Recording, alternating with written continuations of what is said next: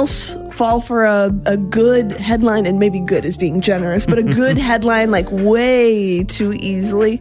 Like the right headline that's just intriguing enough and leaving out just enough details. It'll have me click on an article that I really have no actual interest in. Yeah, some people would call those clickbait headlines. But headlines really do have an impact on us. They can shape the way we see the news and sometimes even how we see our own lives. Oh, sure. Like, it would be the headline of my life if my life were to have a headline. And I think if we're not careful, your past, the ways that you've been hurt, the ways that you've hurt others, just whatever struggle you're going through right now can start to feel like that's the headline over your life. And if we're being honest, right, those are some pretty rough headlines, which is why I'm so glad that they're not the real headline. They're not what defines who you and I are.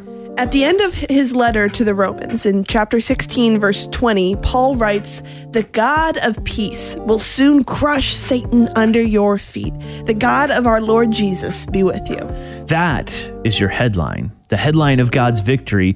In the whole book of Romans, Paul doesn't name Satan. He doesn't say his name. Until this point, it's the very first time. And why is that?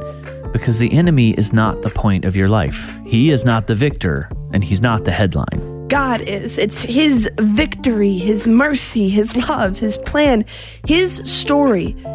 God's desire to have a relationship with you. That is what the headline of your life is. And if you have not started that relationship, we would invite you to text the word HOPE to 41224 for some free resources on how to start that relationship. Text HOPE to 41224.